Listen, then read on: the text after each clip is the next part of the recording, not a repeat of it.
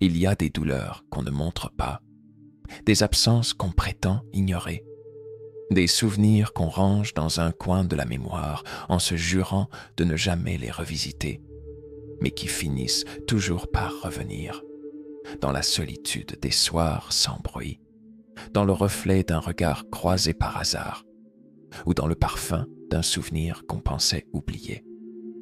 Beaucoup pensent qu'un homme passe à autre chose comme on tourne la page d'un livre qu'on a fini. Mais la vérité, c'est que certains hommes lisent et relisent ces chapitres silencieusement, sans en parler, sans se plaindre, et sans jamais vraiment s'en libérer. Dans notre monde, il est encore mal vu qu'un homme exprime ses failles. On lui apprend à être fort, à encaisser, à ne pas montrer ce qu'il traverse. Alors, il cache, il masque, il s'invente des distractions. Il s'entoure de bruit pour couvrir ce que son cœur chuchote dans le silence. Mais à bien y regarder, il laisse des traces, des signes subtils, des gestes qu'il ne contrôle pas, des absences de mots qui en disent long, des contradictions dans son comportement qui trahissent ce qu'il ressent vraiment. Aujourd'hui, on va décoder ce langage silencieux qu'aucun homme n'avouera ouvertement, parce qu'il y a des comportements qui ne mentent jamais, des signes qui prouvent qu'il ressent encore quelque chose pour toi, même s'il s'en défend, des signes qu'il lutte, qu'il se débat intérieurement, qu'il voudrait passer à autre chose, mais que quelque chose en lui reste accroché. Et ce n'est pas dans ces mots que tu le comprendras, mais dans ces silences, ces absences et ces détails qu'il pense imperceptibles. Je ne te parle pas ici de jeux psychologiques ou de stratégies de manipulation affective. Je te parle de ces vérités qu'un homme vit dans sa chair et qu'il n'arrive pas à mettre en mots. Ce n'est pas de la faiblesse, ce n'est pas de l'immaturité, c'est simplement qu'on ne lui a jamais appris à gérer ces choses autrement qu'en les taisant. Et pourtant, elles sont là, partout. Alors aujourd'hui, je vais te montrer comment reconnaître ces signes qu'il ne te dira jamais, ces gestes, ces contradictions, ces attitudes qu'il affiche sans même en avoir conscience.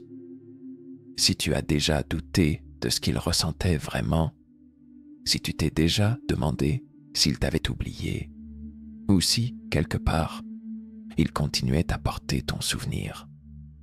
Ce que tu vas entendre ici pourrait bien te donner les réponses qu'il ne t'a jamais formulées.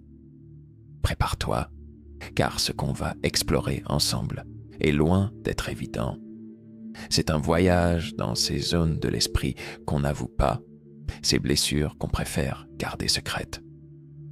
Ce sont des signes qui, quand on sait les lire, dévoilent bien plus que 1000 mots. Il y a un paradoxe étrange dans la façon dont certains hommes gèrent la perte. Ils prétendent avoir tourné la page, mais laissent des marques partout où ils passent. Ils ne t'écrivent plus, ne t'appellent plus, ne demandent plus de tes nouvelles directement. Et pourtant, ton prénom continue de flotter dans leur conversation, glissé entre deux anecdotes, subtilement évoqué dans une phrase anodine, ou lancé par inadvertance lorsqu'ils racontent une histoire à un ami commun. C'est là, dans ces mots qu'ils n'adressent jamais directement à toi, que résident ces émotions encore vivantes. Un homme qui a vraiment coupé les ponts ne parle plus de celles qu'il a laissées derrière lui. Il laisse ton souvenir se dissoudre dans le silence. Mais celui qui continue à souffrir en silence, lui, trouvera des moyens détournés de faire exister ton image. Il te transformera en souvenir vivant dans ses conversations, même s'il jure qu'il est passé à autre chose. Parfois, c'est à travers des amis communs. Il glissera ton nom au détour d'une question. Il se renseignera sans en avoir l'air. Il demandera ce que tu deviens, sous prétexte d'une banalité. Ou il fera des allusions voilées sur des souvenirs partagés. Tout cela sans jamais te parler en face. parce qu'il sait que ce contact direct pourrait rouvrir des blessures qu'il n'arrive pas à refermer. Il peut aussi laisser des signes dans ses publications, des messages à double sens dans ses stories, des chansons qui racontent ce qu'il n'ose écrire. Il sait que tu regardes peut-être, il sait que tu pourrais comprendre l'allusion, et cette idée lui suffit pour maintenir ce lien invisible, fragile et silencieux entre vous. Ce besoin de parler de toi sans te parler à toi-même n'est pas anodin. C'est une façon de préserver ta présence dans son univers sans avoir à affronter la douleur du contact. Il préfère te garder dans le brouillard des conversations indirectes plutôt que dans la lumière crue d'une conversation honnête. Parce qu'affronter ses sentiments face à toi serait admettre qu'il ressent toujours quelque chose. Et ça, il ne le supporte pas.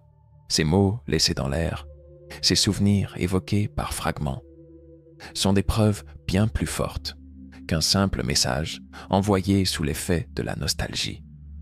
Il montre que tu occupes encore un espace dans son esprit. Et tant qu'il parlera de toi ailleurs, c'est qu'il n'a pas encore complètement réussi à te ranger dans son passé.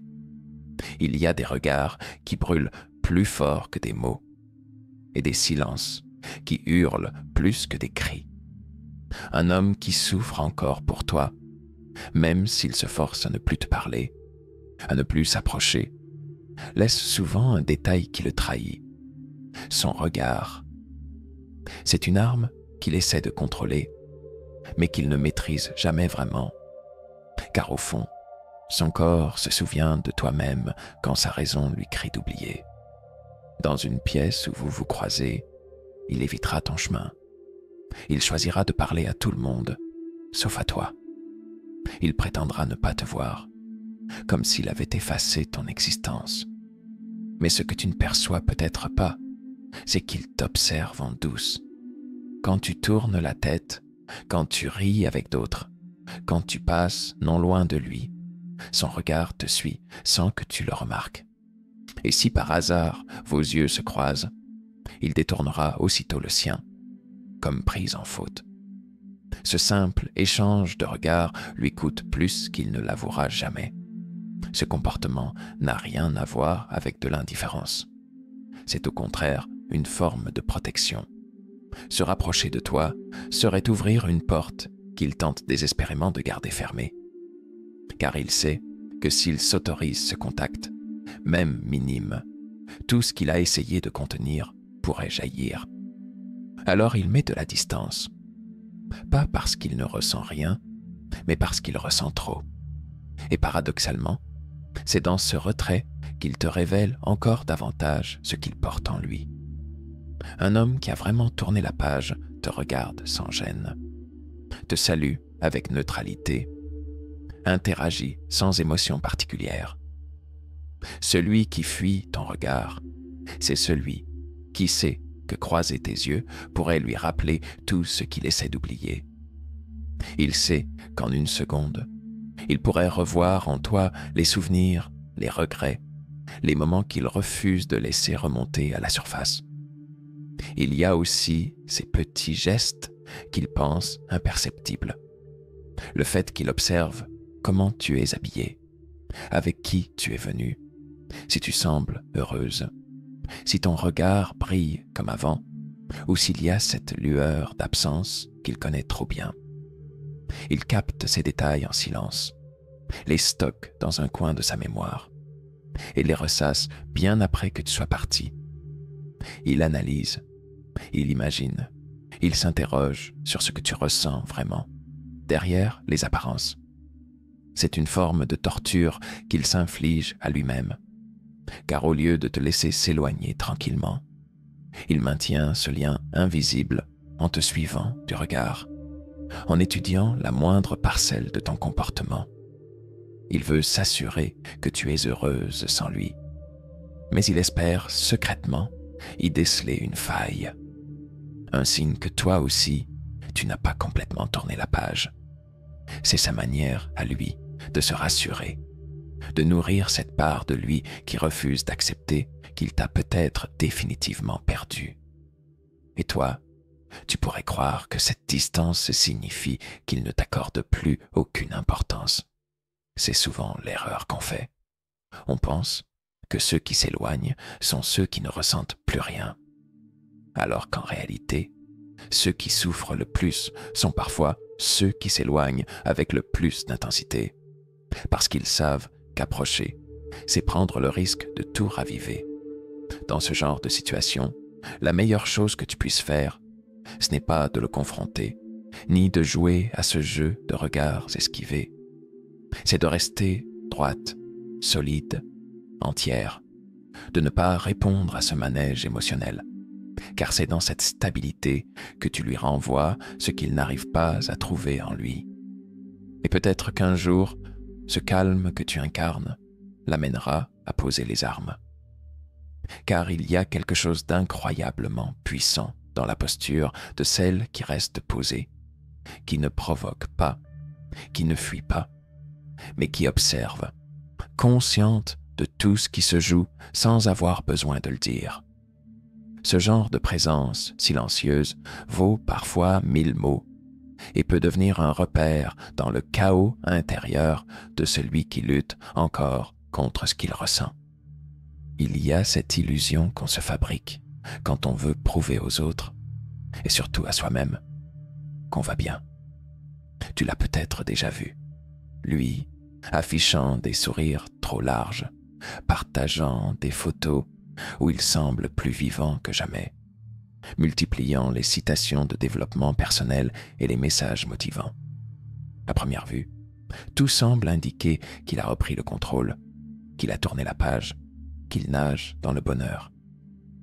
Mais si tu sais observer, tu remarqueras vite que cette façade cache un bruit sourd qu'il tente d'étouffer. Parce qu'un homme qui est réellement en paix n'a pas besoin de l'étaler au monde entier. Il vit, simplement. Il ne cherche pas à prouver ni à montrer. C'est celui qui est encore blessé, qui se sent obligé de prouver qu'il ne l'est pas. Celui qui poste des phrases comme « Je suis ma propre priorité »,« Je me concentre sur mon bonheur » ou encore « La vie est belle sans attache », c'est souvent celui qui essaie de s'en convaincre lui-même. Ce besoin de montrer qu'il va bien est en réalité une tentative de prendre le dessus sur cette douleur qu'il ne sait pas comment gérer. Chaque publication devient une arme contre ses propres faiblesses. Il se crée une image qu'il voudrait croire. Il veut que toi et le reste du monde voient ce personnage qu'il endosse. Mais ce n'est qu'un masque.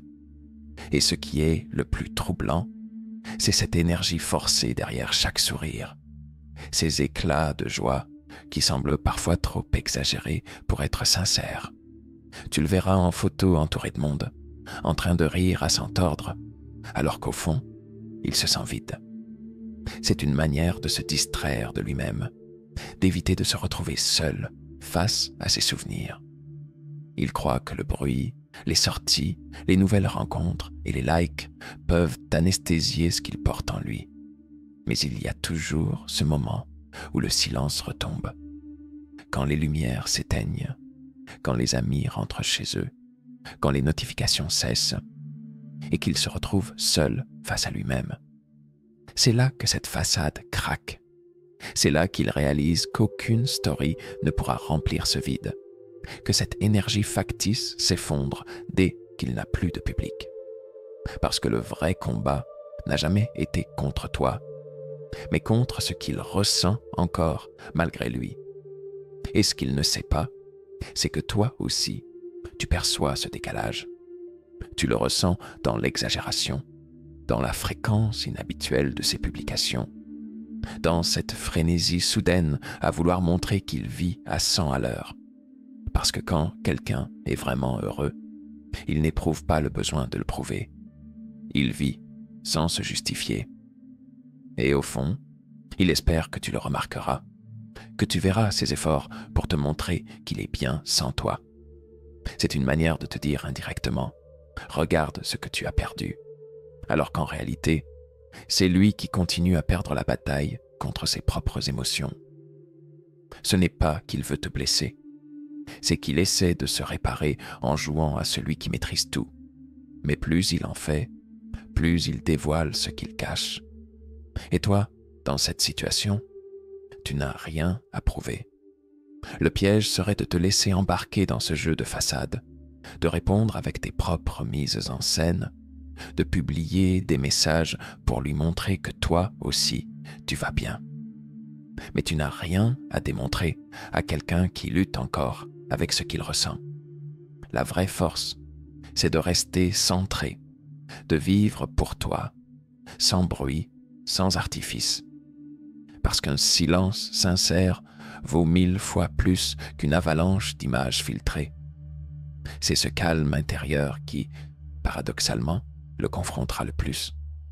Car il verra que pendant qu'il se débat dans ses contradictions, toi, tu as choisi la paix. Et c'est cette sérénité qu'il finira par envier. Parce qu'à force de se convaincre qu'il est heureux sans toi, il finira par réaliser qu'il ne l'a jamais été autant qu'à tes côtés. Et même s'il ne te le dira jamais, même s'il continue à jouer ce rôle, il saura au fond de lui qu'aucun sourire forcé ne pourra jamais égaler la paix qu'il a perdue en te laissant partir. Il y a des guerres qu'on mène contre les autres, et d'autres qu'on mène contre soi. Et celle qu'un homme traverse lorsqu'il tente de t'oublier, alors qu'il ressent encore quelque chose pour toi, appartient à cette deuxième catégorie. Elle est invisible pour le monde extérieur, mais elle laisse des traces bien réelles dans ses gestes, ses attitudes et ses réactions. C'est une lutte intérieure qui le pousse à se comporter de façon incohérente. Et ce sont justement ces contradictions qui révèlent ce qu'il essaie de cacher. Un jour, il te bloque. Le lendemain, il te débloque. Il disparaît pendant des jours sans donner signe de vie. Et soudain, il réapparaît en likant une de tes publications ou en réagissant à une story avec un emoji qui n'a l'air de rien, mais qui dit tout. Il prétend ne plus vouloir te parler. Et pourtant, il surveille ce que tu fais. Il se montre froid, indifférent, voire même sarcastique si vous échangez un mot. Puis, au détour d'une conversation, laisse échapper un souvenir ou une attention qui prouve qu'il t'écoute encore. Ce genre de comportement, beaucoup le confondent avec de la manipulation ou un jeu malsain. Mais ce n'est pas toujours le cas. Parfois, c'est simplement le reflet d'un homme débordé par ses propres émotions qu'il ne sait pas gérer. Il veut oublier, il veut passer à autre chose. Mais chaque tentative échoue, car son cœur ne suit pas la décision de sa tête. Et au lieu d'assumer cette réalité, il vacille entre des élans de rapprochement et des sursauts de fuite. Il t'envoie des signaux, puis il les regrette. Il te teste, puis il se blâme d'avoir cédé à cette impulsion. Il se convainc qu'il doit couper le contact, puis la nostalgie le rattrape et il revient d'une manière détournée. C'est une forme d'auto-sabotage émotionnel, parce qu'il a peur de ce qu'il ressent encore pour toi, mais il a encore plus peur du vide que ton absence crée en lui. Cette instabilité émotionnelle se manifeste aussi dans ses humeurs. Il peut se montrer froid et distant, puis excessivement réactif ou susceptible sans raison apparente. Tu pourrais te contenter d'un simple bonjour, et il réagirait avec agressivité, comme si ce mot anodin réveillait en lui une tempête qu'il refuse de laisser sortir. C'est parce qu'il n'a pas encore fait la paix avec ce qu'il ressent. Et tant qu'il n'aura pas accepté que ses émotions sont toujours là, il les exprimera de manière désordonnée, contradictoire et parfois déconcertante. Ce qu'il faut comprendre, c'est que ce n'est pas dirigé contre toi. Ce n'est pas que tu es responsable de ses hauts et bas. C'est simplement qu'à ses yeux, tu restes celle qui incarne à la fois ce qu'il désire et ce qu'il redoute. Être en contact avec toi, même indirectement, le ramène à cette ambivalence qu'il n'a pas encore tranchée vouloir te garder dans sa vie sans avoir le courage de te parler, vouloir t'oublier sans vraiment y parvenir. Et c'est précisément dans cette contradiction que réside la preuve qu'il souffre encore. Quelqu'un qui ne ressent plus rien reste constant. Il coupe où il reste, mais il ne joue pas au chat et à la souris. Celui qui vacille, c'est celui qui lutte encore. Alors, comment réagir face à ça? La tentation serait de répondre à chaque provocation, de demander des explications, de chercher à comprendre ses intentions. Mais tu n'as pas à t'épuiser à interpréter chaque réaction. Tu n'as pas à entrer dans ce cycle d'instabilité émotionnelle qu'il traverse. Ce n'est pas ton rôle de le soigner, ni de lui servir de refuge, tant qu'il n'a pas trouvé sa propre clarté. Ce que tu peux faire, en revanche, c'est rester centré. Ne pas réagir au rythme de ses contradictions. Ne pas te laisser aspirer par ce tourbillon d'émotions qu'il projette. Parce que dans ce désordre qu'il vit, la seule chose qui pourrait l'apaiser serait de sentir en face de lui une personne qui ne vacille pas. Et paradoxalement, c'est souvent cette stabilité qu'il fuit et recherche en même temps. Parce qu'au fond de lui, il sait que c'est ce qui lui manque.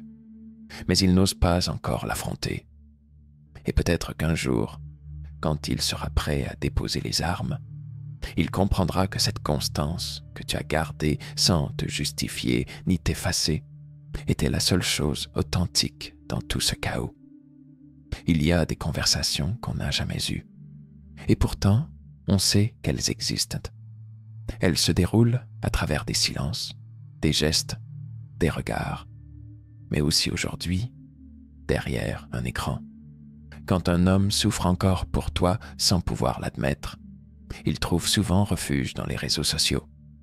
Ce lieu où il peut exprimer tout ce qu'il ressent sans avoir à t'écrire directement. Et surtout, sans que personne ne puisse vraiment lui reprocher de le faire. Il ne t'appelle pas, il ne t'envoie plus de messages. Peut-être même qu'il t'a bloqué sur certaines plateformes. Mais il reste toujours une faille, un endroit où il continue d'exister sous ton regard.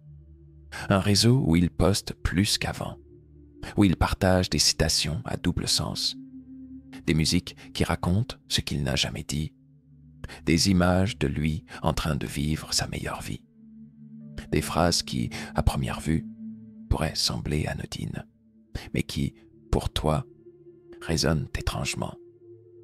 Et si tu te demandes si c'est vraiment destiné à toi, ou si tu t'imagines des choses, sache une chose. Ce genre de publication n'est jamais complètement innocente. Car quelqu'un qui ne veut plus rien prouver n'a plus besoin de jouer ce rôle. Quelqu'un qui a vraiment tourné la page vit pour lui, et non pour celui ou celle qui regarde. Le plus troublant, c'est que ces messages n'ont jamais ton nom. Ils sont indirects, ambigus, suffisamment discrets pour qu'ils puissent prétendre qu'ils ne te concernent pas si on lui pose la question, mais assez ciblés pour que toi, tu comprennes. Ce sont ces fameuses citations sur les regrets, sur les relations perdues, sur le fait de renaître après la douleur. Ce sont ces musiques qu'il publie à des heures tardives, où les paroles racontent des histoires qui te rappellent exactement ce que vous avez vécu. Et il sait que tu vas les voir. Même s'il te bloque ici, il laisse la porte entr'ouverte ailleurs, parce qu'il veut que tu sois au courant, sans jamais avoir à te parler. C'est une danse émotionnelle étrange. Il s'éloigne, mais laisse toujours un fil qui le relie à toi. Ces réseaux sociaux deviennent alors son terrain de jeu émotionnel. C'est là qu'il teste, qu'il s'exprime sans se mouiller. Il veut voir si tu réagis. Peut-être que tu vas liker un post ou juste le regarder. Et il est là, derrière son écran, guettant si ton pseudo apparaît dans ses vues, s'il perçoit le moindre signe que tu ressens encore quelque chose. Il se nourrit de ça, parce que même dans le silence, il cherche une validation émotionnelle. Mais ce qu'il ne sait pas, c'est que, à force de jouer à ce jeu, il finit par dévoiler exactement ce qu'il essaie de cacher. car plus il en fait, plus il montre qu'il n'a pas encore trouvé la paix qu'il prétend afficher. Et au fond, ce qu'il attend, ce n'est pas que tu lui répondes ou que tu lui écrives. Ce qu'il veut, c'est que tu continues de le voir, que tu ressentes son absence et que tu réalises qu'il existe toujours dans ton monde. C'est une stratégie inconsciente, parfois maladroite. Mais c'est surtout une tentative de garder un lien sans prendre le risque de la confrontation. Parce qu'au fond, il n'a pas peur de toi. Il a peur de ce que ta présence réveille en lui. Alors, que faire face à ça? Il serait tentant de réagir, de poster toi aussi des messages codés, de liker, de commenter, de répondre à cette provocation silencieuse par d'autres signes discrets. Mais la vérité, c'est que ce jeu n'a pas de gagnant. Car plus tu entres dans cette dynamique, plus tu restes connecté émotionnellement à lui. Et celui qui souffre encore, même s'il prétend l'inverse, reste celui qui se débat dans cette dépendance affective invisible. Ta force, c'est de ne pas tomber dans ce piège, de laisser ces publications exister sans les nourrir. Car le vrai détachement, ce n'est pas l'indifférence brutale, c'est la sérénité tranquille de celui qui n'a plus besoin de prouver ni de répondre. Et cette posture-là, c'est souvent celle qui perturbe le plus ceux qui cherchent à maintenir un lien à travers le bruit numérique. Parce qu'à la fin, le plus grand cri, c'est le silence. Et ce silence-là, c'est celui qui révèle à l'autre que tu as compris, que tu as vu, ressenti, mais que tu n'as plus besoin de participer.